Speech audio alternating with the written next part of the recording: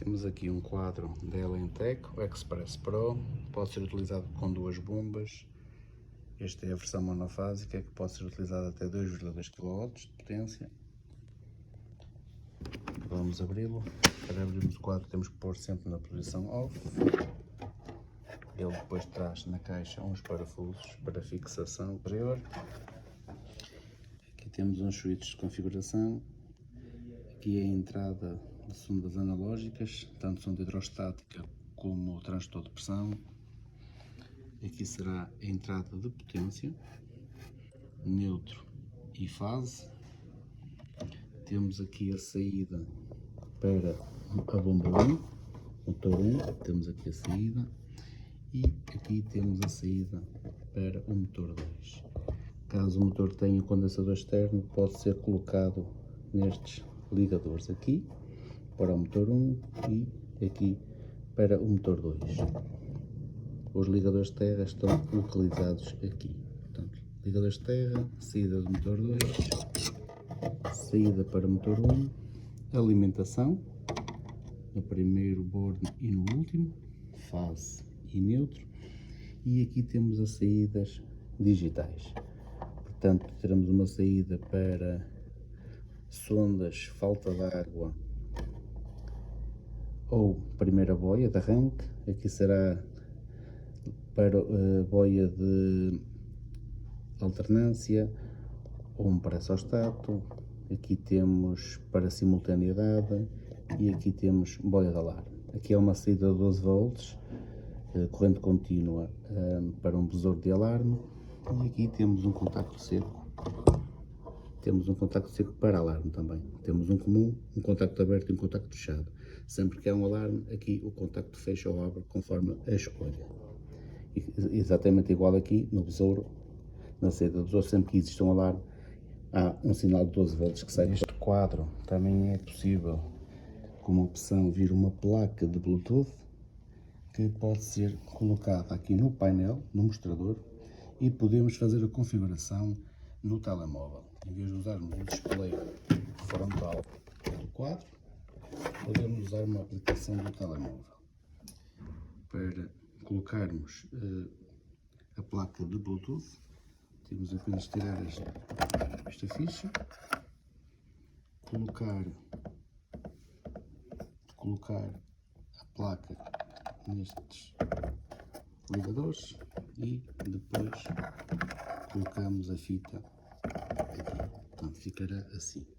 Não esquecer de colocar o separador aqui para equilibrar a placa e um pequeno parafuso plástico para fixação. Aqui temos a placa colocada. Claro, temos que apertar o parafuso plástico e o apoio da placa.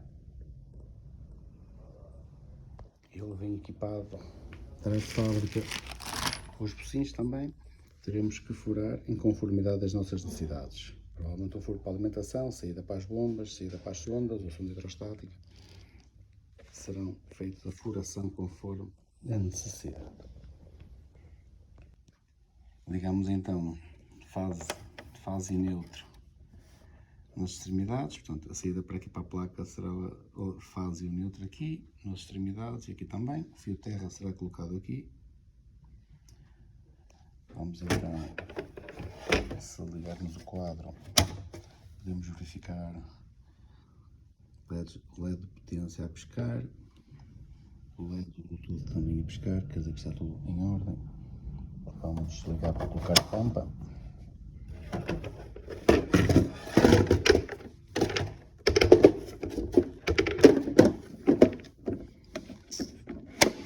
E ligamos. E aqui temos o display do quadro. No display podemos ver a tensão de entrada. Neste momento temos 235 e 34 volts.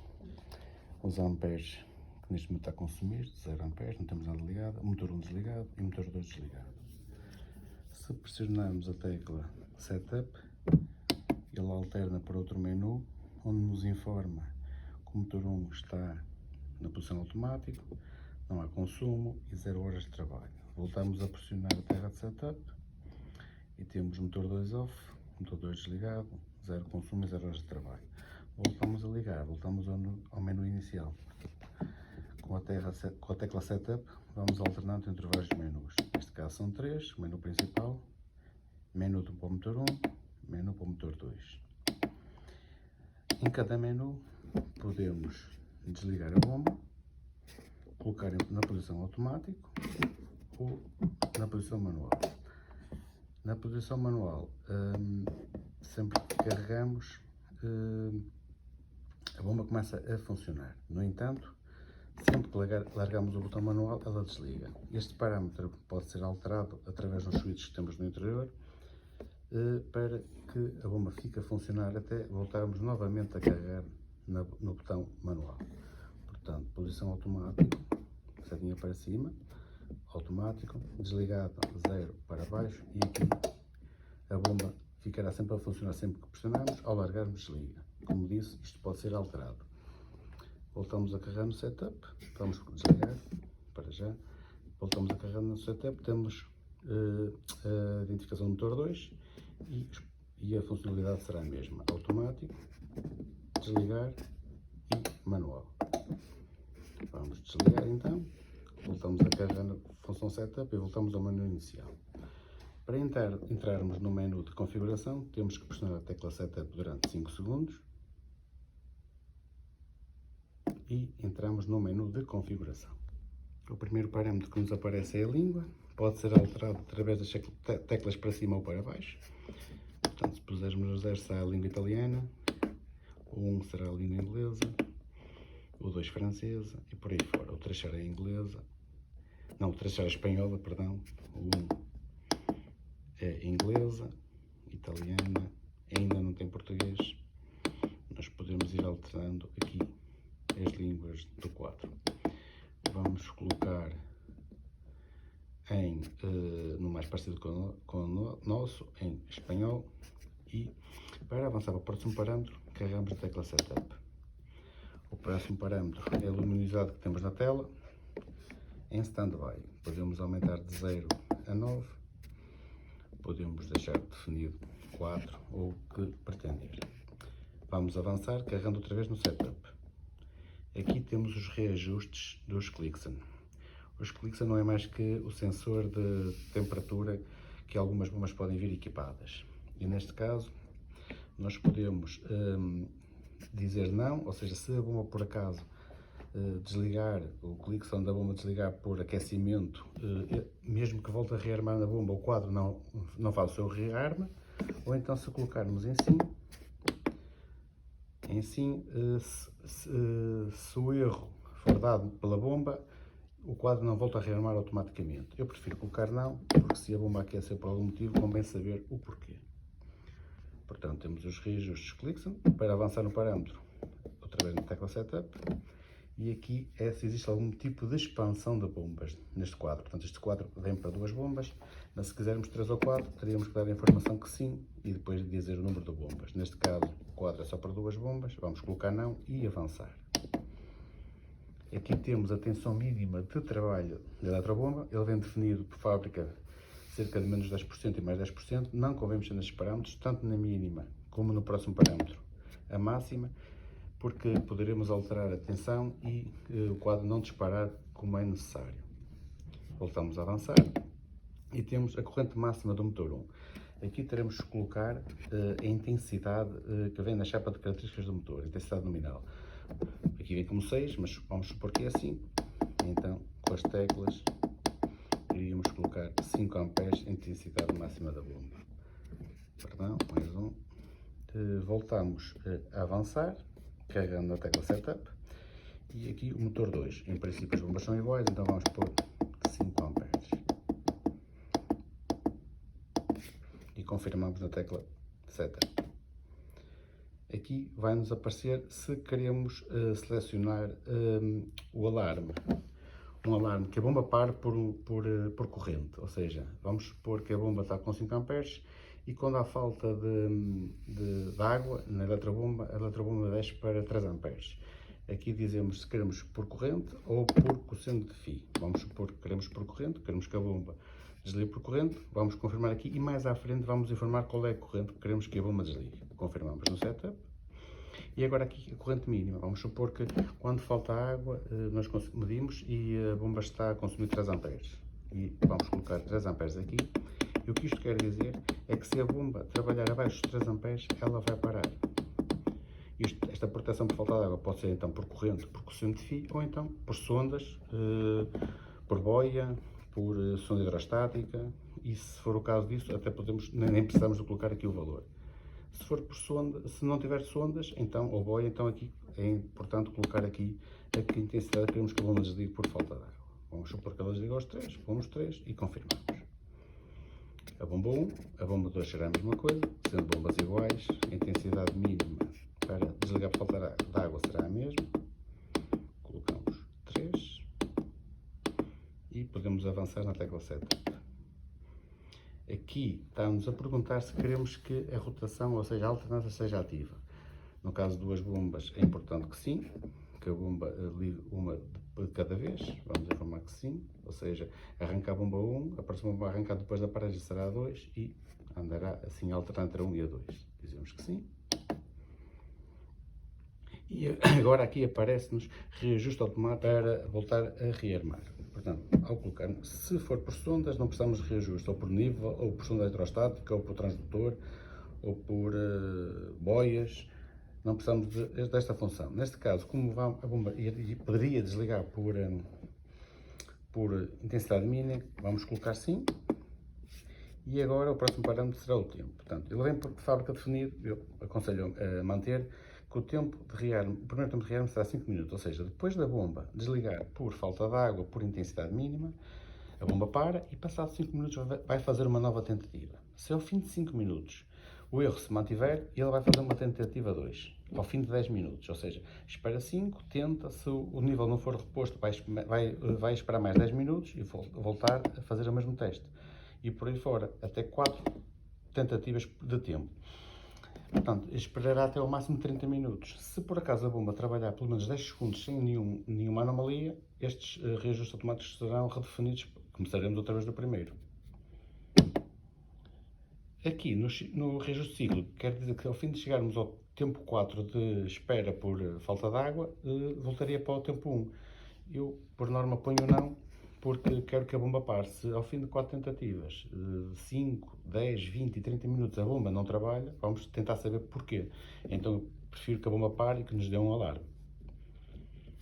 A seguir continuamos e agora temos aqui o sinal que poderemos receber.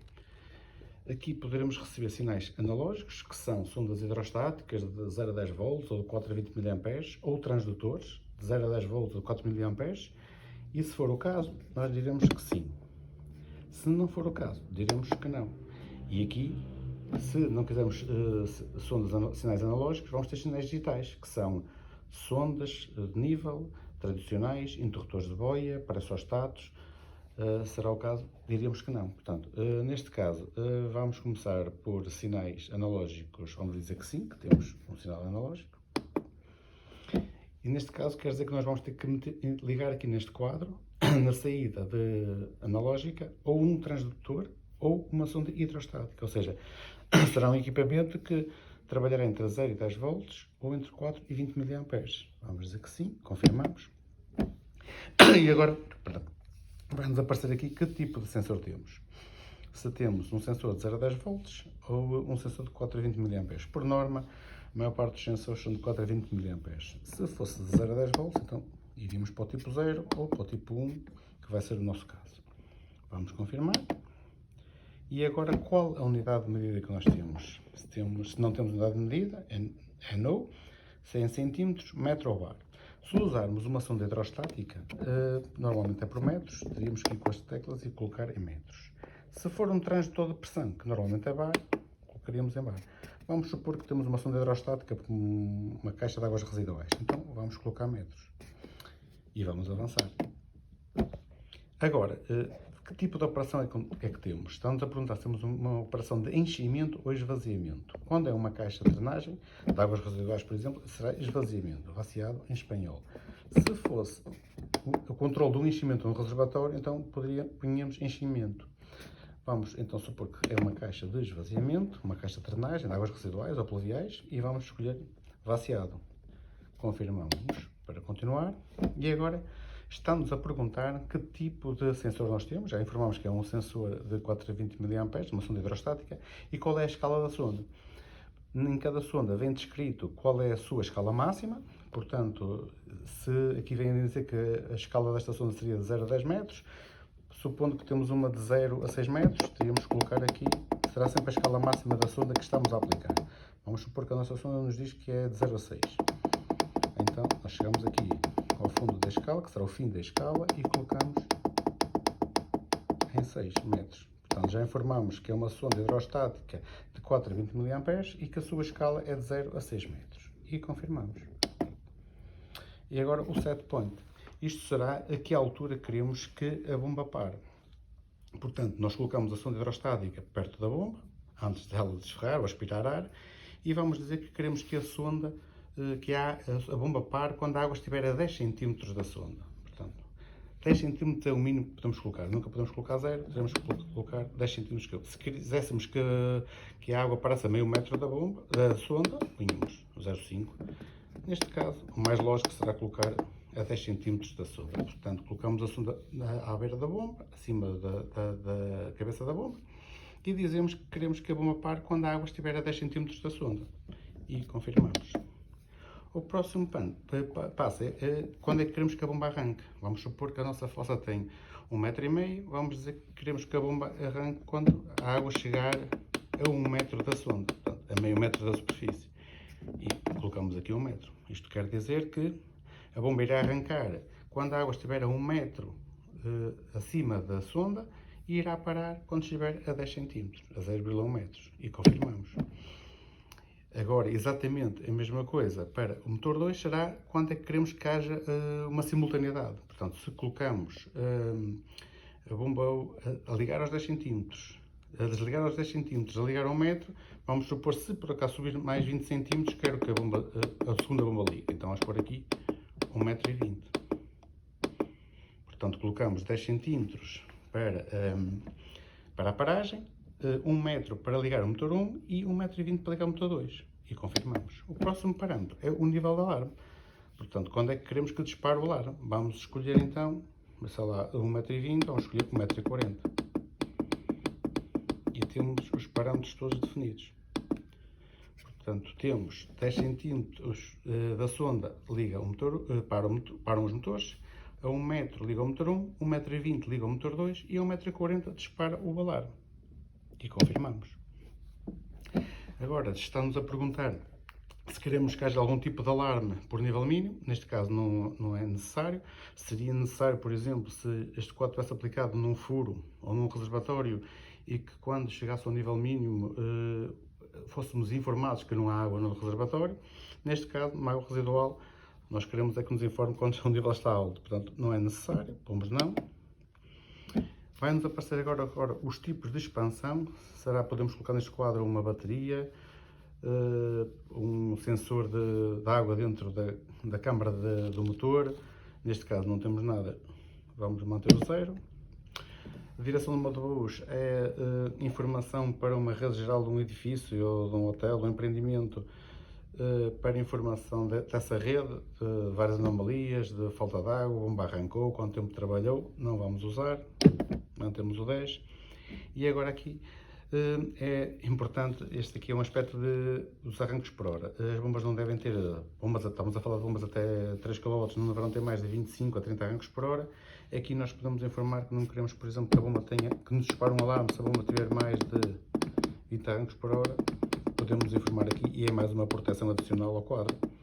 Vamos supor que não queremos que a bomba arranque mais de 25 vezes por hora. Informamos aqui e confirmamos.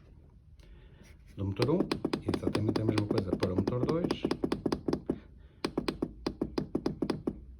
Se colocarmos em 0, esta função não funciona. 25 km por hora, por exemplo. Agora aqui estamos a perguntar se queremos que o motor pare por arranques consecutivos superiores a 25 vezes, que foi o que colocamos no parâmetro anterior. Podemos dizer que não, e apenas nos aparece um alarme. Ou podemos dizer que sim, sim, queremos que o motor pare se houver mais que 25 arranques por hora. Podemos dizer sim ou não, é conforme cada instalação, mas vamos manter sim então. Confirmamos. E aqui temos, vamos aparecer o número de vezes que arrancou o motor 1, colocamos o número de vezes que arrancou o motor 2, isto é informativo, continuamos e vai-nos perguntar se queremos que sempre que falta energia, ao regressar, que haja um atraso à operação. Podemos dizer que sim ou que não, se forem bombas muito potentes, que esteja muitas vezes as bombas, a eletricidade a falhar, podemos dizer que sim, por norma não é necessário. Aqui temos um histórico de alarmes, aqui temos vários alarmes que já aconteceram, ele memoriza até 10, continuamos, carregamos mais uma vez para continuar, e agora podemos sair e gravar tudo o que foi feito, carregando no MAN, ou se quisermos continuar, carregamos aqui e voltar ao início. Se entretanto quisermos sair, podemos em qualquer altura, não precisamos ir até ao fim do menu, carregamos no manual, carregamos outra vez e ele volta ao início.